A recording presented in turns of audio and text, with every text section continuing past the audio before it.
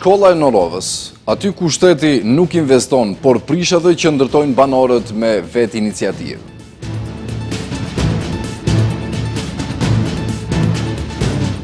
Hulumtimi i avokatit popullit tregon se numri i fëmijëve që përdorin droga rritet vazhdimisht. Përdoruesi më i ri është 9-6 vjeç. Kuvendi i Bullgarisë miratoi një rezolut për përparimin e Maqedonisë së Veriut në procesin e qasjes drejt Bashkimit Evropian.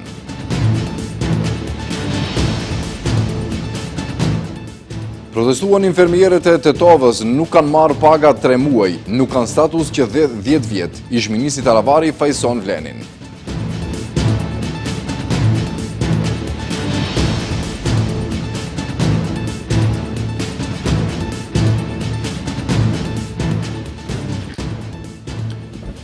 Përshëndetje të nderuar shikues.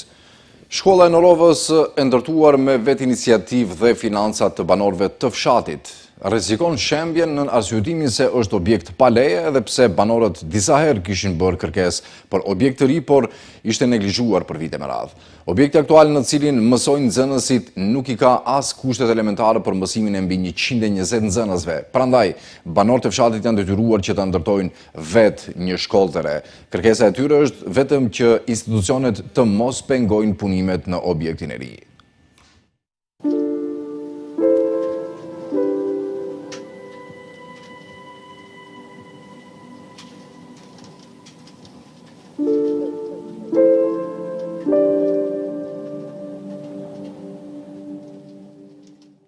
Një shkollë që rrezikon të rënohet, një kërkesë e prindërve dhe mësuesve për një objekt të ri, për ndërtimin e një shkolle të re, sepse ajo e vjetra nuk i plotëson as kushtet dhe as kapacitetet për mësimin e mbi 120 nxënësve.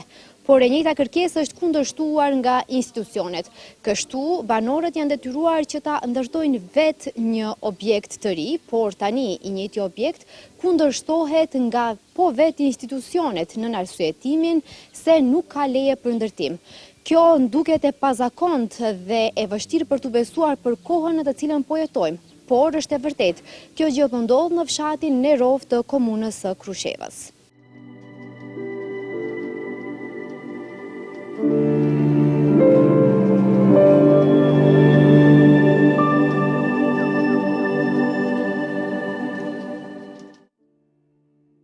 Shkolla e vjetër është ndërtuar para 75 vitesh dhe tani nuk i përmbush as kushtet minimale për ndjekjen e mësimit. Objekti vjetruar, toalete në gjendje të mjerueshme që nuk kishin as dyer, vetëm 2 klasa dhe 2 të tjera të improvizuara, sepse në të kaluarën kanë qenë zyra. Në këto kushte janë të detyruar që mbi 120 nxënës të shkollës fillore periferike Nikola Karev ta ndjekin mësimin nga klasa e parë deri në të 9-ën, e madje disa klasa duhet të ndjekin mësimin me nxënës të kombinuar të klasave të ndryshme. Për kushtet e shkollës flet edhe mësimdhënësja Alemsha Zhuta Imeri. Po unë si mësimdhënëse do kisha thënë se kushtet në shkollën tonë, sa i përket mësimdhënies, nuk janë të volitshme. Nëse i krahasojmë me shkollat në për qytete, në për vende, domethënë të ndryshme, këtu te neve kushtet ne nuk kemi asgjë, përveç drasës edhe markerit tani. Për shkak të këtyre rrethanave, siç thot Dashmir Jusufi, banori i fshatit Norov, është paraqitur nevoja e ndërtimit të një shkolle të re. Pasi që me vite të tëra kemi apliku edhe te komuna edhe te Ministri i Arsimit që të na ndërtojnë një objekt i rishkollor, por pasi që kemi pasën ato nuk na apin përgjigje pozitive edhe me iniciativë të banorëve, me përmbajtjen të gurbetçarëve dhe të gjithë dashamirësve të arsimit, filluam një objekt i ri shkollor. Pasi e ka ndërtuar objektin e ri, thot ai, filloi presioni i institucioneve para se gjithashtu i pushtetit lokal, por edhe i atij qendror, duke thënë se ky objekt është ndërtuar pa leje dhe duhet totalisht të ndërpriten punimet. Një banor tjetër i fshatit, Raip Rustemi, porositi institucione që nëse problemi është objekti të cilin banorët e kanë ndërtuar, le të ndërtojnë shkollë të re dhe nxënësit do të shkojnë atje të ndjekin mësimin. Kryesia e Krushevës, po det ajo të ndërtuar shkollën, ne do të japim vend, në të ndërtuar, ne delam këtë, do shkojmë kjo ajo të bëjë komuna.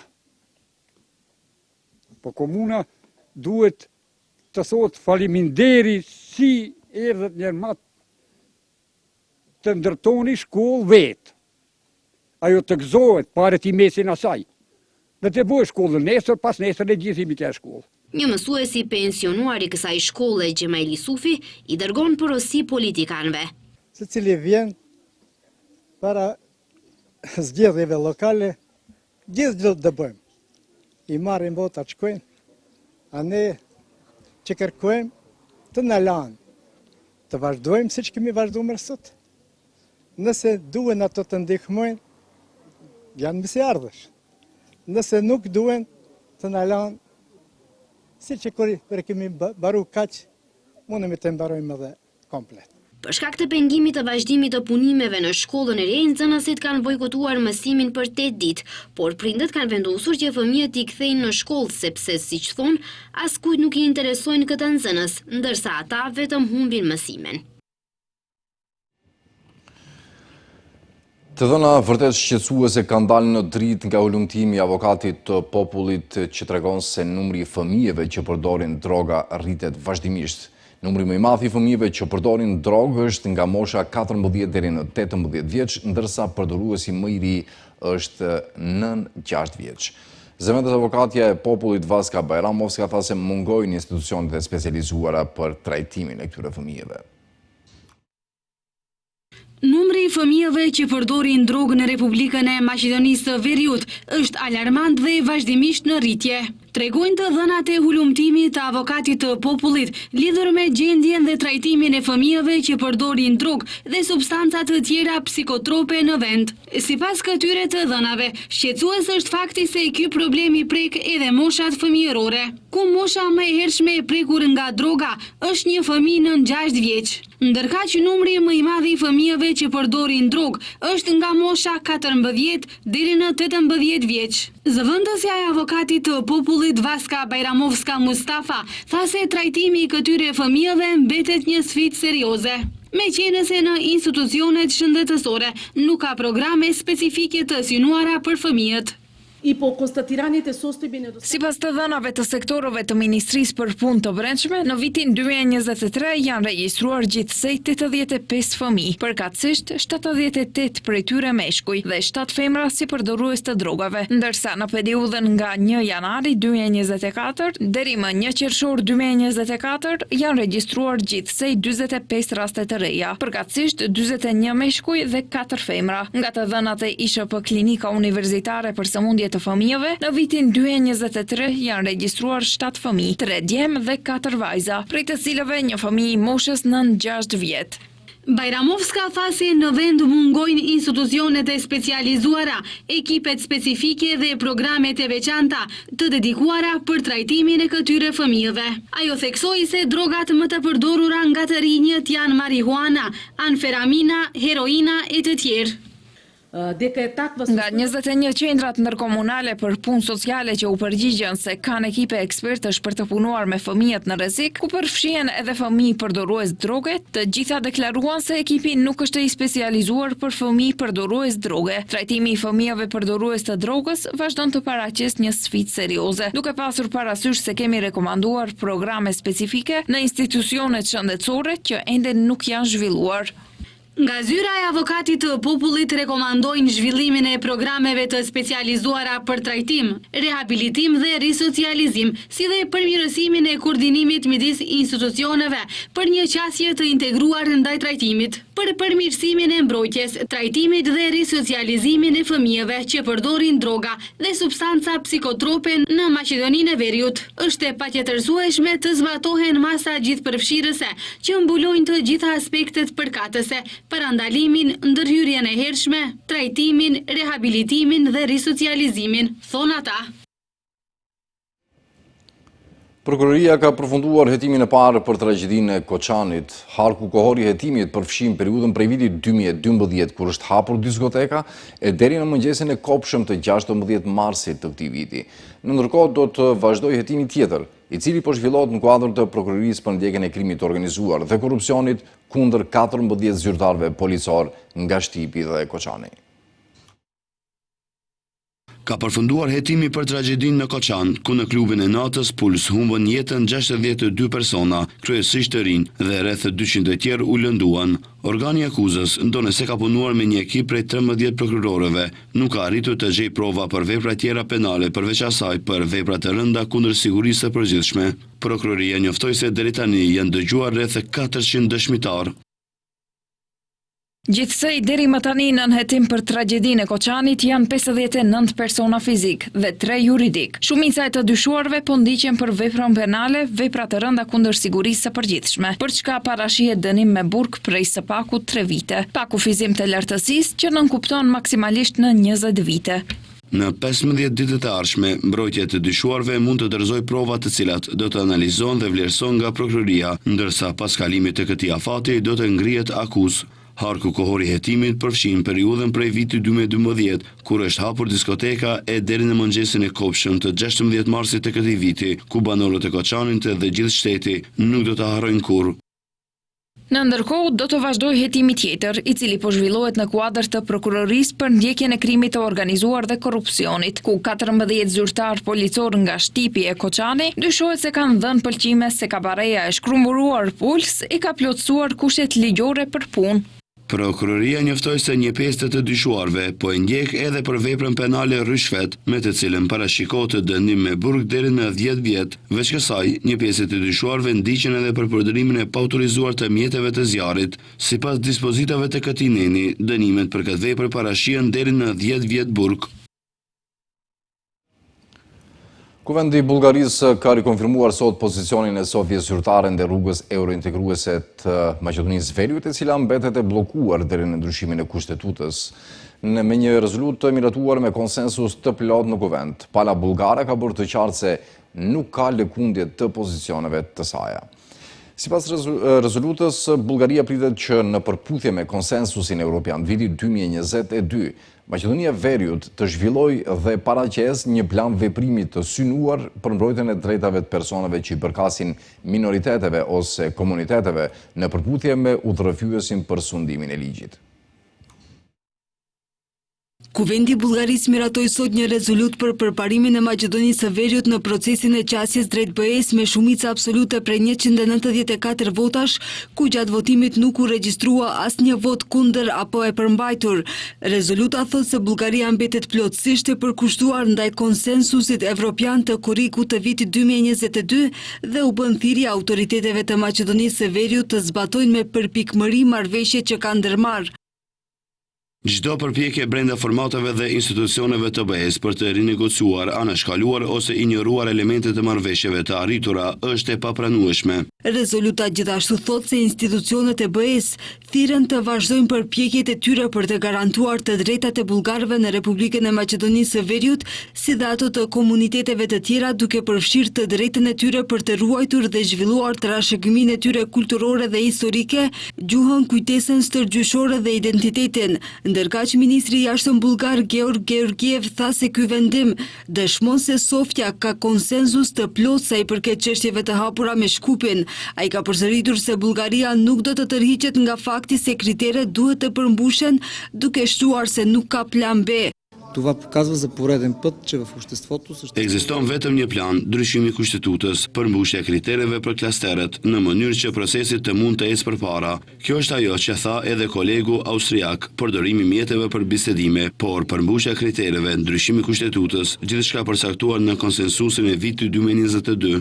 Ministri bullgar u bëri thirrje të gjithë atyre që duan të jenë pjesë e sistemit evropian të vlerave, vendimeve, institucioneve, të zbatojnë rregullat evropiane. Nuk ka asnjë mënyrë që të jesh në BE nëse nuk dëshiron të sillesh si evropian. Bullgaria nuk do të tërhiqet nga marrëveshjet dhe do të mbështesë ligjin evropian. Ndryshe, Maqedonia e Veriut dhe Bullgaria pritet të zhvillojnë një takim bilateral në nivel të shefave shtetëror gjatë samitit të NATO-s që mbahet muajin tjetër në Hag. Në takim do të kërkohen zgjidhje për dalje nga situata e krijuar mes dy shteteve, ndërsa pritet të marrin pjesë edhe përfaqësues të BE-s dhe NATO-s. LSDM është përgjigjur pozitivisht propozimit të kryeministrit Mickoski për të mbështetur ndryshimet e kodit zgjedhor për një njësi zgjedhore. Kryetari i partisë Venko Filipçe tha se janë të gatshëm të diskutojnë për çdo gjë, por rikujdoi se ekziston edhe çështja e censusit dhe çështja e listave të hapura. Lideri i LSDM-s Venko Filipçe ka deklaruar se janë të gatshëm të diskutojnë për propozimin e kryeministrit Ristian Mickoski për ndryshimet në kodin zgjedhor për një njësi zgjedhore. Filipçe tha se një propozim i tillë duhet të diskutohet me të gjitha partitë politike. Jemi të gatshëm të diskutojmë për çdo gjë, por kjo është një çështje për të cilën duhet të diskutojnë të gjitha partitë politike, sepse nuk është vetëm çështja e një njësie zgjedhore, por ekziston edhe çështja e censusit dhe çështja e listave të hapura. Të njëjtën kryeministri Ristian Mickoski gjatë debatit mbi propozim ndryshimet e ligjit për veçeverisje lokale nga foltorja e kuvendit i bëri thirrje opozitës që të mbështesin ndryshimet në kodin zgjedhor për një njësi zgjedhore, e cila do t'ia mundsonte edhe diasporës të votojë. Ai tha se grupi parlamentar i VMRO-DPMNE-s do të votojë për ndryshimet kushtetuese.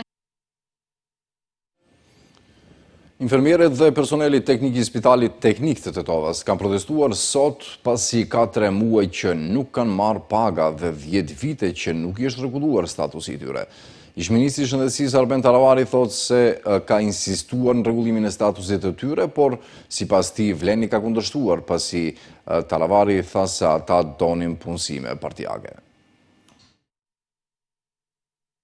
Infermierët dhe personeli teknik, të cilët për më shumë se 10 vite punojnë në Spitalin Klinik të Tetovës, kanë shprehur revoltën e tyre sot përmes protestës për shkak se përveç statusit të parregulluar, ankohen se nuk kanë marrë rroga tashmë 3 muajt e fundit. Përmes kësaj proteste, infermierët dhe personeli teknik kërkuan zgjidhje sa më të shpejtë të problemit me të cilën përballen. Paralajmërimet janë se protesta do të vazhdojnë për çdo ditë. Që një vjet jam pa rrogë, pa vendime, pa kontratë, pa kunise. Një vjetë kom pat kontrat, shtaj nuk kom as njëse. Mos e lishoj një vendin e punës. Na kanë thonë e pa roga pa ku njëse. Po, gjdo ditë. Gjdo ditë. Vendime pune, kontributet e papaguara, që 6 vite punem kështu, njëtën mënyrë. Për 3 shkoj. Unë jam 9 vjetë për 10 vjetë me kontratë në vepër, 4 vjetë kam qenë veç pa kontratë, pa rogë, pa kur gjë, që tash me kontrata, ma që tash s'kemi asë kontrata, asë kur gjë.